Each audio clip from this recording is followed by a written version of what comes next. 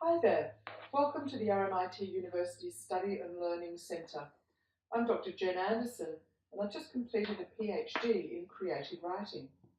In this workshop, we're going to think about the process of writing to and about creative projects.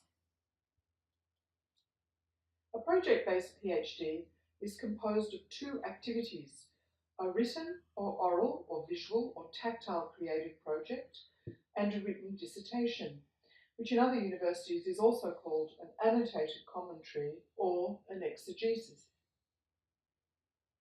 First of all, it's important to emphasise that a creative project is first and foremost a process of making something.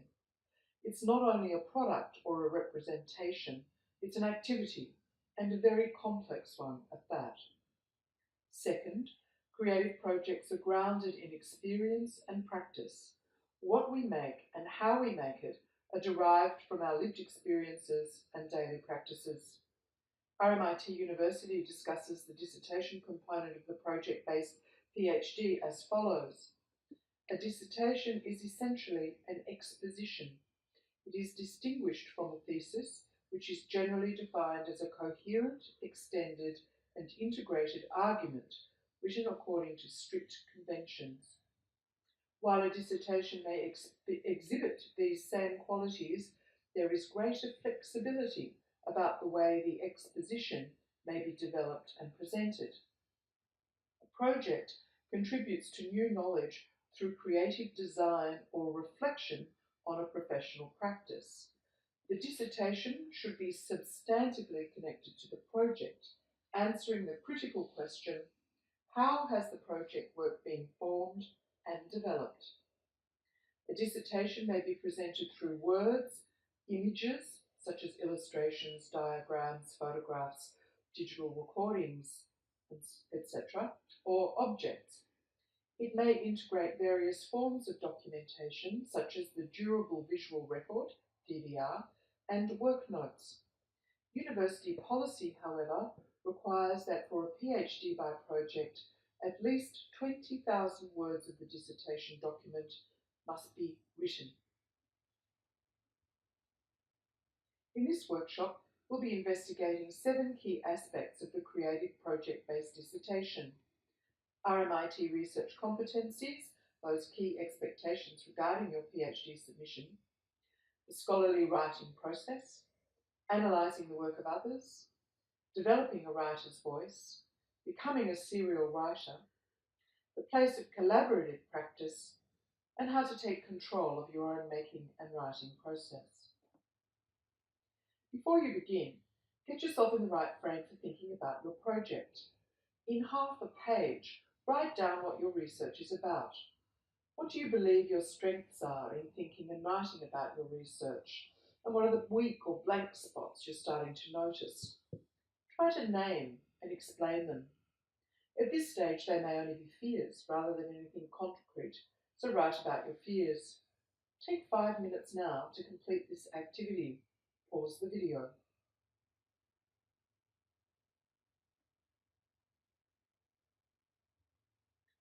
According to RMIT University requirements, the following competencies are expected of a candidate, a PhD candidate, in any stream.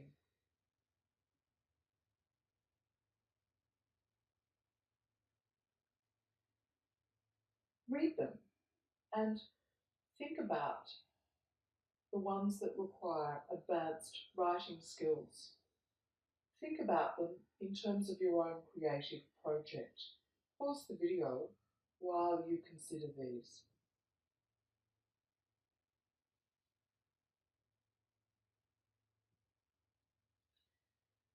What style of writing should we adopt?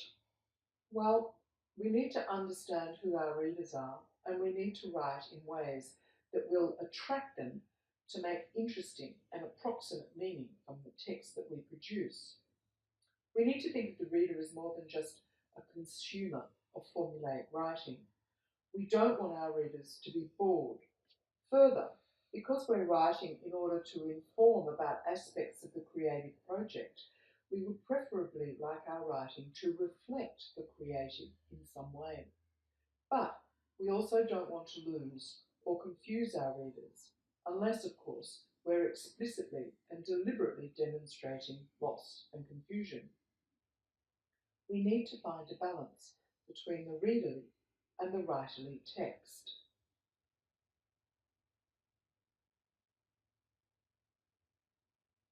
Here's one way of understanding the writing process. Making is at the heart of project-based research. It's the source of the original contribution you're making to knowledge and the creative arts. I've used an active word, making, to show that your process is as important, if not more important, than the product.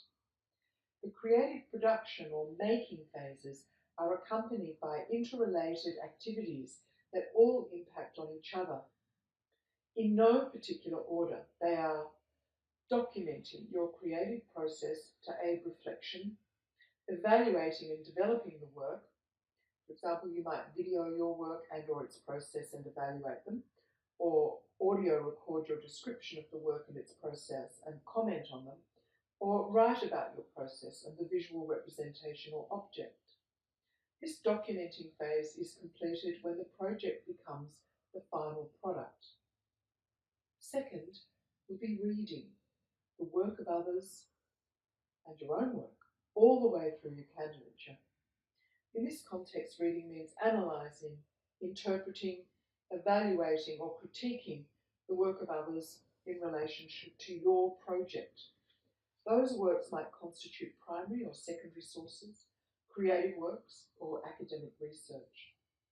Third, thinking occurs at every stage of the PhD by project and ranges between the making and the writing, making complex links and networks between them. You should expect your thinking to become deeper and more conceptual as your research progresses. You're likely, for example, to be able to see new relationships between themes in your work and to learn more about aspects of yourself as a creative and critical thinker. Fourth, writing should be a process that increases in frequency across candidature. In the early stages, you're writing about your process and making summaries and critiques of the works of others and relating it to your own making object and process. And as you continue, you're structuring the dissertation into an academic commentary on aspects of your making, writing presentations for conferences, writing catalogues for exhibitions, and writing articles for publication in relevant journals. Writing is an important adjunct to thinking and making because it brings your ideas to life through language.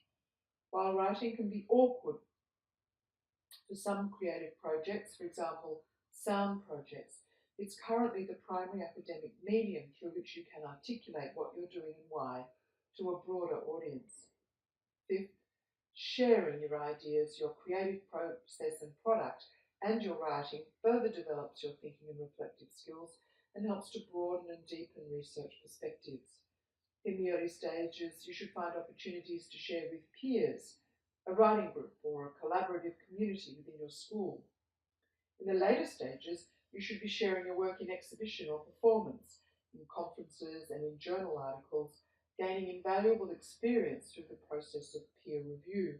And finally, all of these other activities invite you to practice reflecting, a metacognitive activity that drives further creativity in making and writing.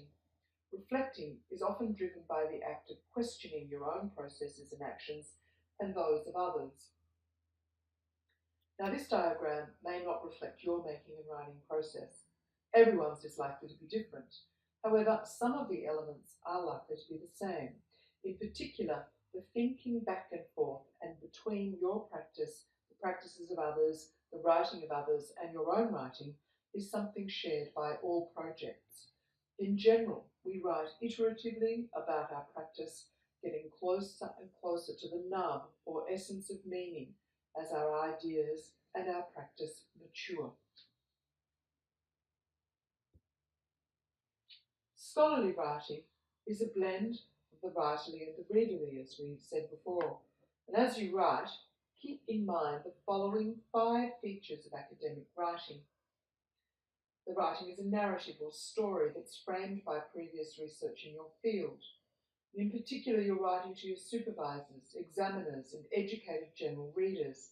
I say this because often we believe that the supervisor and examiners know everything, so we only need to write in generalities and they'll fill the gaps.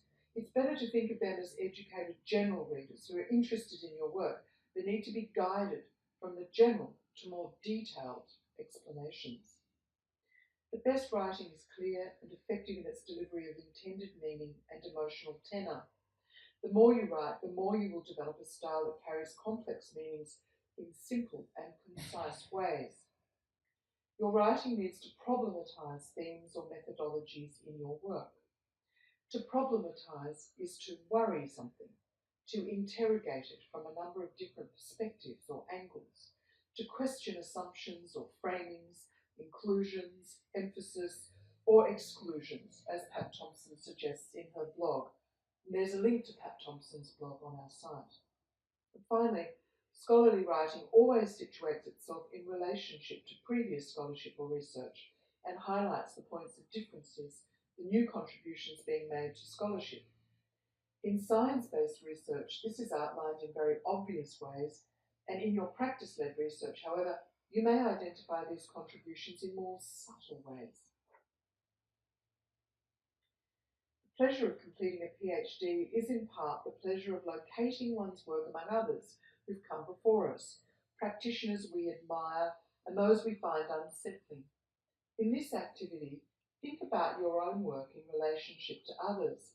Use the questions as prompts to do some basic research and then write or mind map your answers. Pause now while you consider these questions. You might want to make a note of them for future reference.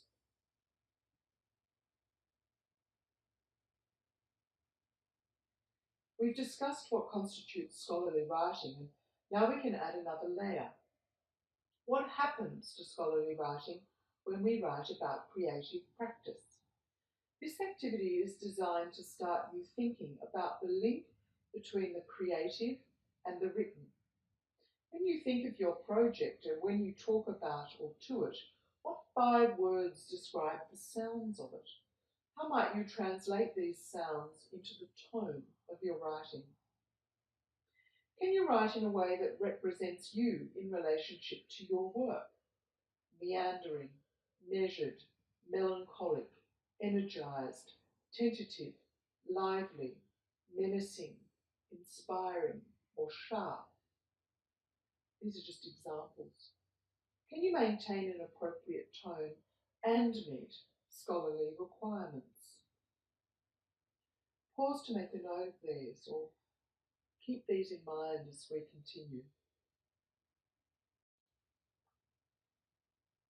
In the next series of slides, we're going to investigate the relationship between the writerly tone of voice and the creative project.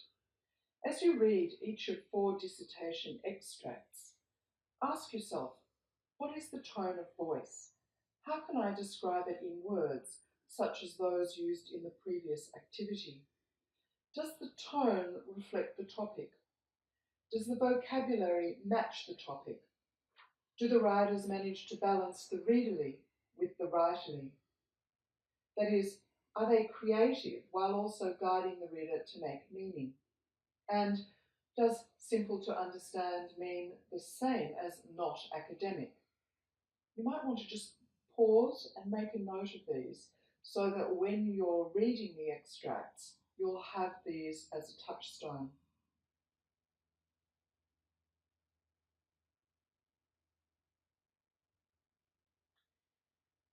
Here's the first extract. This is from Kuhn's Fine Art Dissertation. Pause the video now and then unpause to listen to my reflection on the work.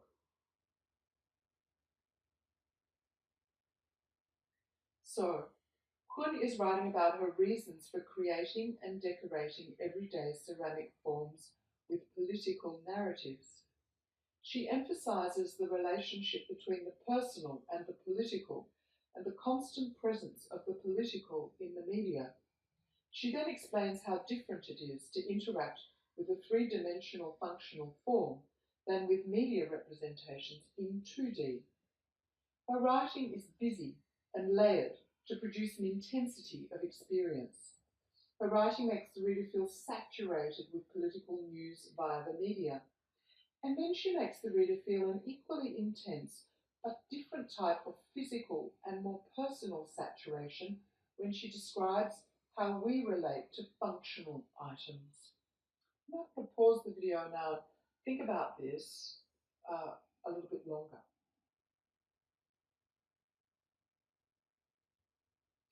Now read this extract from Keen's landscape design dissertation. Pause the video now.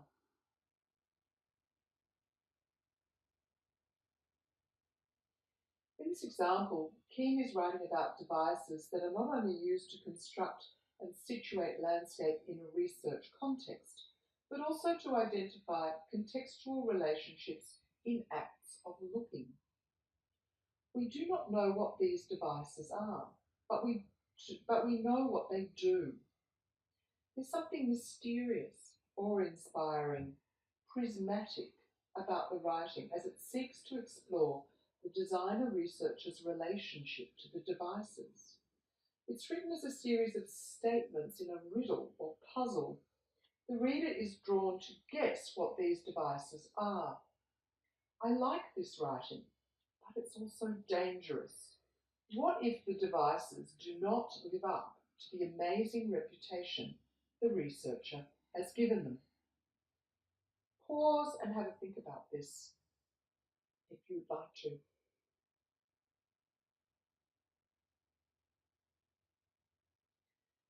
Now read this extract from Suda's creative writing dissertation.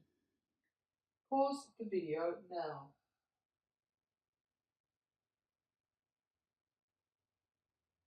In this extract, Suda is describing the role of landscape in human memory and trauma, and in particular the lands captured in her parents' memories. The writing is very personal, laden with the horrors of war. We see the words death, destruction, massive damage, rubble, haunted spirits.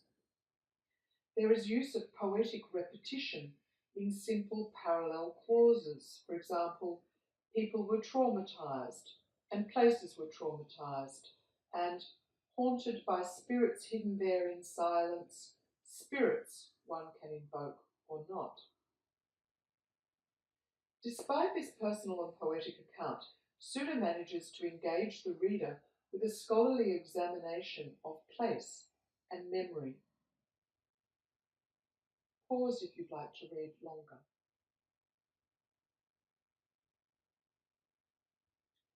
Now read this extract from Samartz's about a sound art dissertation.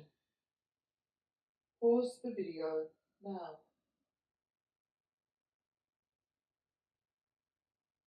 In this example, Samartzis is reviewing the work of sound artist Bruce Mawson, which seeks to explore immanence, that is, a subjective and embodied sense of time and space, through audiovisual installation art. He describes how Mawson achieves this. The audience member is a seeing, hearing receptor, engaging with the absence of language, of narrative sequencing. So it's non-repetitive, non-hierarchical, continual change. As the audience participates, their immanence is expressed in a state of becoming, present, continually in change. I feel the driving beat in the language. I feel cognitive language-driven meaning falling away. There's one false note here for me, though, and that's when Samartzis describes the computer-generated image and sound projected in a way that heightens embodiment. But I don't know what this way is, and so my brain starts to ask questions, and I lose the effect of immanence that Samartzis seeks to describe. Pause the video if you'd like to read longer.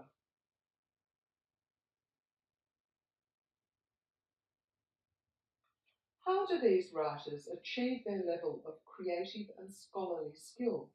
Well, they've been practicing for at least 4 years to get it right. So we recommend you too become a serial writer. The more you write, the more confident you'll become about writing. What will you write? Well, the list is endless, but here's a few to think about. Pause the video while you consider these ones and write down the ones that you think would be really, really useful for your particular project.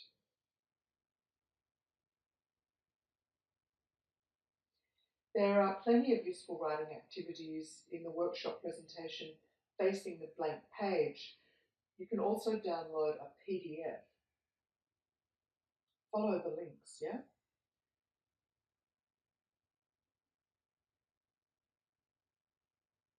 Knowledge is negotiated, intersubjective, context-bound, and the result of personal construction. But how can we expand beyond identity struggles to creatively foreground ideas and concepts and at the same time value the contributions of others? Consider being creative and scholarly in collaboration. Peer review helps to shape your ideas and encourage imaginative, creative work. It helps you to recognise what you're doing and why. Informal and formal presentations, asking a friend to read your work aloud, joining a research writing group, or shut up and write sessions at the uni are all good ways to work together towards individual goals. Follow the links next to this video link so that you can learn more about shut up and write sessions and research writing groups. Finally, it's important that you take charge of your research process. You may experience any number of difficulties in researching and writing, and it takes a mature person to know that we're not meant to solve everything on our own. The best way to stay on track is to be an active participant in a research writing group, to keep in touch with your subject librarian, to meet with a postgraduate writing advisor to check on your progress, and to be open and honest about your needs with your supervisors. And remember, you should regularly send or present your supervisors with pieces of writing and make an appointment with them to receive feedback. We wish you a successful and scholarly creative dissertation process. Pause if you'd like to look at these references more closely. And finally, this is a sharp reminder from Robert Hughes, who was one who never minced words. He says, "The greater the artist, the greater the doubt. Perfect confidence is granted to the less talented as a consolation prize." Cheers.